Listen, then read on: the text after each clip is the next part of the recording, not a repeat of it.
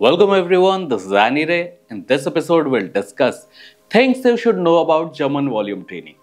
Let's roll this. Yeah, I've been running and running to keep it 100. It's all that I wanted, but lately I don't get the stomach. The higher the summit, the harder the plummet. They know me all over this planet.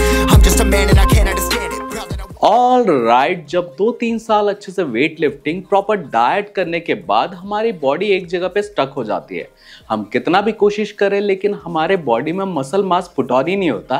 और इस phase में आप German volume training अपने fitness routine में add कर सकते हैं, जिससे आपको बहुत सारे बेनिफिट्स होंगे। तो आज के एपिसोड में हम जानेंगे कि जर्मन वॉल्यूम ट्रेनिंग क्या होता है, इसके बेनिफिट्स क्या क्या है, किस कैटेगरी के फिटनेस फ्रीक इसको यूज कर सकते हैं, साथ ही में आपको किस टाइप का डाइट प्लान फॉलो करना चाहिए, रेस्ट कैसे लेना है, ये सारी चीजें इस वीडियो में हम डिस्कस करेंगे। बट वीडियो स्टार्ट करने के पहले एक छोटा सा रिक्वेस्ट, अगर आपने मुझे अभी तक इंस्टाग्राम पे फॉलो नहीं किया तो डिस्क्रिप्शन में लिंक होगा, वहां जाके जरूर फॉलो करिएगा। तो स्टार्ट करते हैं आज का एपिसोड। सबसे पहले आसान शब्दों में समझते हैं कि ये जर्मन वॉल्यूम ट्रेनिंग होता क्या है। 1970 में सर रॉल्फ फिशर, जो कि जर्मनी पावर लिफ्टिंग टीम के कोच थे, उन्होंने ये प्रोटोटाइप इन्वेंट किया हुआ था। और जब उनके एथलीट्स ने ये प्रोटोटाइप अपने वर्कआउट शेड्यूल में ऐड किया तो देखा गया कि आफ्टर 6 वीक उनका जो लिफ्टिंग कैपेसिटी है वो काफी ज्यादा बढ़ गया, साथ में उनके मसल मास में भी काफी अच्छे चेंजेस आए। और धीरे धीरे ये जो प्रोटोटाइप है ये ऑल ओवर वर्ल्ड में फेमस हो गया। जर्मन वॉल्यूम ट्रेनिंग में आपको सारे कंपाउंड मूवमेंट ही परफॉर्म करना है, जैसे कि बेंच प्रेस, डेडलिफ्ट या फिर स्क्वाट। जो भी आपका 1 रेप मैक्स वेट लोड रहता है उसका 50 to 60% आपको लेना है। जैसे बेंच प्रेस में आप 100 kg पुश करते हैं, लेकिन जब भी आप जीवीटी करेंगे उस टाइम पे आपको 50 to 60 kg वेट ही लेना है, जिसके आपको 10 सेट्स करने हैं और पर सेट में आपको 10 रिपीटेशन परफॉर्म करने हैं। टोटल मिला के 100 रिपीटेशंस हो जाएंगे। और जो टाइमिंग है बिटवीन द सेट्स वो बहुत ज़्यादा इंपॉर्टेंस रखता है। तो अप्रॉक्सीमेट 60 to 90 सेकंड का रेस्ट आप पर सेट के बीच में ले सकते हैं, इसलिए स्टॉप वॉच ज़रूर यूज़ करिएगा, बिकॉज उससे ज़्यादा रेस्ट आपको नहीं करना है। स्टार्टिंग के जो 4-5 सेट है वो बहुत इजीली हो जाएंगे, लेकिन जब आप एंड के और जाएंगे तब देखेंगे कि ये आपको फेलियर फील करा रहा है। जब भी आप जर्मन वॉल्यूम ट्रेनिंग कर रहे हो उस टाइम से 40 to 50% जो आपका वर्कआउट रहेगा वो जर्मन वॉल्यूम ट्रेनिंग रहेगा, और बाकी का जो वर्कआउट रहेगा वो आपका आइसोलेशन मोमेंट रहेगा। 6 to 8 वीक अगर आपने अपने फिटनेस शेड्यूल में इसको ऐड किया तो आप देखेंगे उसके बाद आपको बहुत अमेजिंग रिजल्ट्स मिल रहे हैं। जब भी आपका प्लाटो हिट होता है या फिर ऑफ सीजन में आप गेन्स कर रहे हैं उस टाइम पे आप जर्मन वॉल्यूम ट्रेनिंग इंट्रोड्यूस कर सकते हैं। अब बात कर लेते हैं कि जर्मन वॉल्यूम ट्रेनिंग को इम्प्लीमेंट कैसे किया जाए। जैसे आप Monday, Tuesday, Wednesday, Thursday, Friday and Saturday 6 days आप वर्कआउट करते हैं, तो मंडे को चेस्ट का वर्कआउट करिए, जिसमें फ्लैट बेंच जो रहेगा उसके आप 10 रेप्स एंड 10 सेट्स करिए, और बाकी जो वर्कआउट रहेगा उसमें आइसोलेशन मूवमेंट कर सकते हैं या फिर decline and incline bench press भी आप इंक्लूड कर सकते हैं। ट्यूसडे को आपका बैक का डे रहेगा, इसलिए लोअर बैक के लिए 10 सेट्स आपको डेडलिफ्ट लगाने हैं, और जो 10 सेट्स रहेगा उसमें आप अपर बैक जैसे कि लैट पुल डाउन आप परफॉर्म कर सकते हैं, और बाकी जो बचा हुआ पोर्शन रहेगा उसमें आप आइसोलेशन मूवमेंट कर सकते हैं। वेंसडे को आप लेग्स कर सकते हैं, 10 सेट स्क्वाट रहेगा, और बचा हुआ जो रहेगा उसमें आप आइसोलेशन मूवमेंट कर सकते हैं।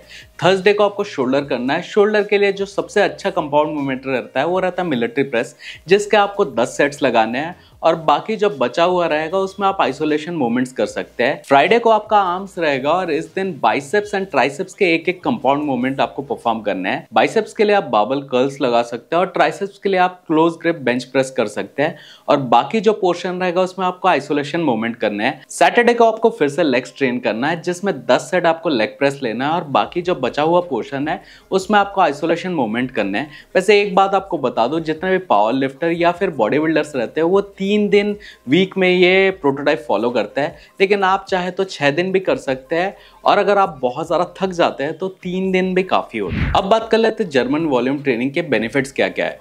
जब आपने 6 to 8 week German volume training perform कर लिया उसके बाद आप देखेंगे कि आपकी जो लिफ्टिंग कैपेसिटी है, आई मीन टू से आपका जो पावर है वो काफ़ी ज़्यादा बढ़ जाएगा। साथ में आपने काफ़ी ज़्यादा मसल मास पुट ऑन करके रखा होगा, एंड आपका जो फ्रेम है वो पहले से बेहतर दिखेगा। साथ ही में जो पोर्शन भी आपका डेवलप नहीं था जर्मन वॉल्यूम ट्रेनिंग के बाद, वो पर्टिकुलर मसल आप देखेंगे कि वो ज़्यादा अच्छे से दिख रहा है। अब बात कर लेते हैं जर्मन वॉल्यूम ट्रेनिंग किस कैटेगरी के फिटनेस फ्रीक्स को अपने लाइफ में इंप्लीमेंट करना चाहिए।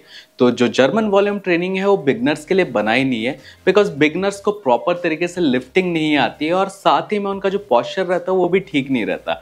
अगर आपने 1-2 साल अच्छे से हैवी लिफ्टिंग ट्रेनिंग करके रखिए, उसके बाद ही आपको जर्मन वॉल्यूम ट्रेनिंग अपने फिटनेस शेड्यूल में इंट्रोड्यूस करना चाहिए, तभी जाके आपको बेनिफिट्स मिलेगा। अगर आपके पास ज़्यादा एक्सपीरियंस नहीं है तो आपको इंजरीज भी हो सकती है। और जितने भी पावर लिफ्टर या फिर प्रोफेशनल बॉडी बिल्डर्स हैं, उनको ऑफ सीजन में ये प्रोटोटाइप ज़रूर इंप्लीमेंट करना चाहिए, बिकॉज जब भी आप ये कंप्लीट करेंगे उसके बाद देखेंगे आपको बहुत अच्छे बेनिफिट्स मिले। अब बात कर लेते हैं कि जीवीटी के टाइम पे आपको किस टाइप का डाइट फॉलो करना चाहिए और साथ में आपको कौन कौन से सप्लीमेंट यूज करने चाहिए।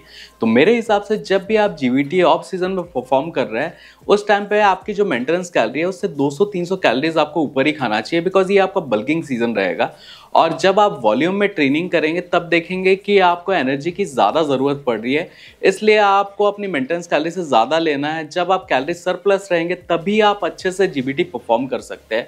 और कुछ सप्लीमेंट जैसे कि क्रिएटिन या फिर बीटा एलानाइन ज़रूर यूज़ करिएगा, बिकॉज कुछ सेट्स के बाद आपके बॉडी में काफ़ी ज़्यादा फटीग फील करने लगेगी और इस टाइम पे बीटा एलानाइन आपको फटीग से रिलीफ दिलाएगा। साथ में क्रिएटिन लेने से आपकी लिफ्टिंग ज़्यादा अच्छी हो जाएगी। और अगर आपके नेचुरल डाइट से प्रोटीन कंप्लीट नहीं हो रहा है तो आपको वे प्रोटीन ज़रूर लेना चाहिए। साथ ही में आपको 6 से 8 घंटे का डीप स्लीप करना चाहिए, बिकॉज आपने बहुत ज़्यादा वॉल्यूम में ट्रेनिंग किया हुआ है। अगर आप स्लीप नहीं करेंगे अच्छे से तब आपकी रिकवरी अच्छे से नहीं होगी। और 6 से 8 घंटे का डीप स्लीप करने के बाद आप देखेंगे कि दूसरे दिन के लिए आपकी बॉडी रेडी हो गई, साथ ही में आपको बहुत अमेजिंग रिजल्ट्स मिलेगा। और इसके बारे में ज़्यादा कुछ जानना है तो प्लीज़ कमेंट सेक्शन में कमेंट करिए और मुझे इंस्टाग्राम पे फॉलो करिए। डिस्क्रिप्शन में लिंक है, वहाँ जाके आप डायरेक्ट क्वेश्चन पूछ सकते हैं। साथ ही में जो रेड कलर का सब्सक्राइब वाला बटन है उसे प्रेस कर दीजिए, बाजू वाला जो बेल आइकन है उसे प्रेस कर दीजिए। Hope you like this video. If you did then please like, share, subscribe our YouTube channel. Keep pumping steps.